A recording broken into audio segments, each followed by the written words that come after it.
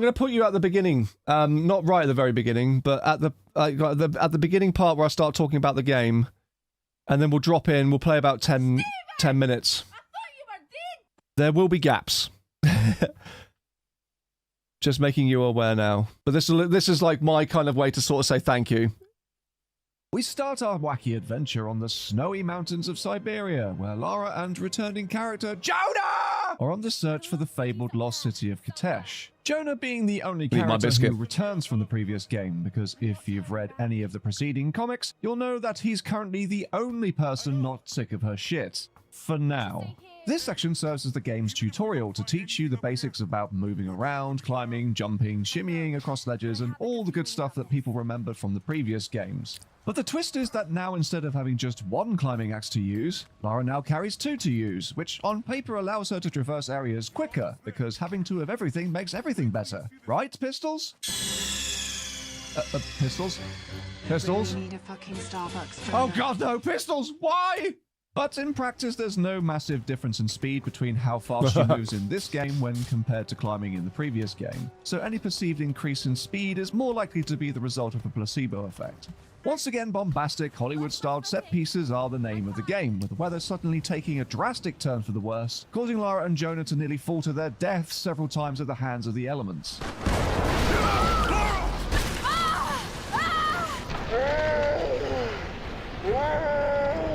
Eventually, though, after much grunting and tumbling, Lara manages to make it to the top, where she finally sees the lost city of Katesh.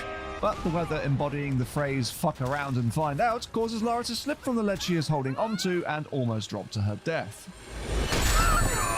Luckily, they're both climbing in tandem, and that Jonah has the strength of a goddamn ox. Seriously, fucking hell, man. How much do you lift? So at worst, she's left dangling. That gap there, by the way, I need to Photoshop a man deadlifting an absolute fucking metric ton of weights, just with like Jonah's face on it. From the rope for a little bit as you take control of her to swing her to the nearest ledge and to safety. Once up from the ledge, Lara looks to the distance to see a massive avalanche barreling down towards them both. And once we're given control again, we're left with no choice but to leave Jonah behind and hightail it the fuck out of there. A short while later, you're swept up by the avalanche and buried under the thick snow. Then we cut to black and jump back 2 weeks earlier in the story. 2 weeks! Lara is skulking through the rain-soaked streets of London when she sees a dim light roaming around the room of her apartment. We then get a few shots of the interior, and it's evident that since the events of Yamatai that she's been spending a lot of time trying to find an organization. Whenever anyone mentions the phrase or the words 2 weeks, my brain always goes to that Total Recall moment. Called Trinity. There's several documents, newspaper clippings, photos, and notes scattered all over the place, with the centerpiece being a wallboard covered in all of the above, where she's been tracing the links between Trinity and various historical myths in a manner similar to Charlie Kelly trying to find Pepe.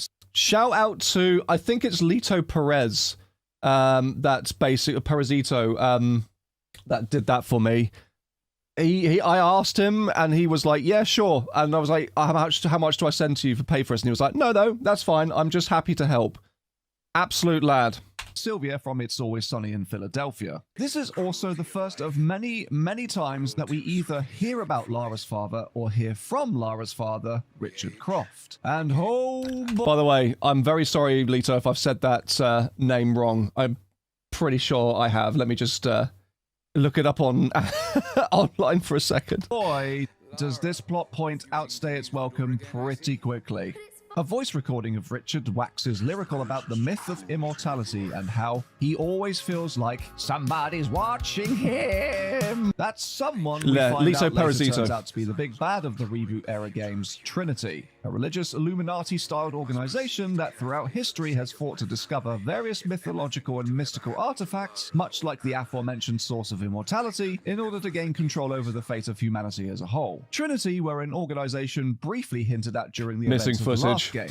However, this is only really found out if you bother to collect all the GPS caches hidden around the island. Which I never did. I'd imagine that most casual players didn't really bother to do this, as it wasn't really mandatory, so I'd imagine that for many, this game was the first to likely introduce Trinity properly. Except, yeah, outside of the comics. Outside of the tie-in comics, at least. And then there's a gap, and then there's a gap. After getting the briefest of glimpses into Lara's life after the events of Yamatai, we hear Lara entering the apartment, causing the intruder to dim their flashlight and make I'll play up to one moment at the beginning of the Syria chapter, and then we'll stop. their escape. The POV then changes from first person to more traditional cinematography, as we watch Lara open the door and inspect the apartment for signs of a break-in or to check if anything had been stolen. Shortly after closing the window, she hears someone trying to enter the apartment, so she goes to grab her climbing axe and waits by the door to attack the potential assailant.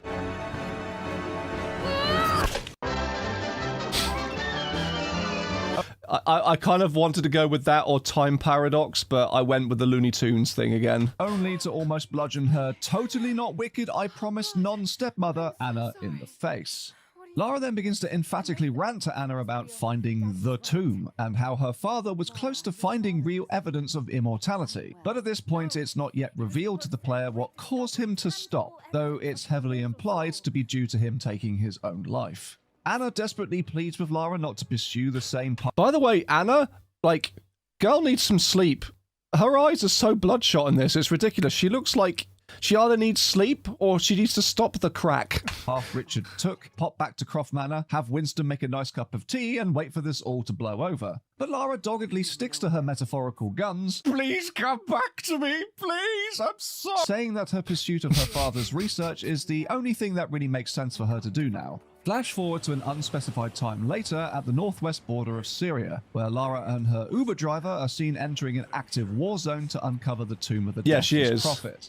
Naturally, her Uber driver turns out to be an Uber dick by selling out Lara's location to Trinity for more money. But not long after that's been revealed, a Trinity chopper sent to kill her manages to make short work of their Jeep before the ensuing explosion sends Lara tumbling off yet another ledge.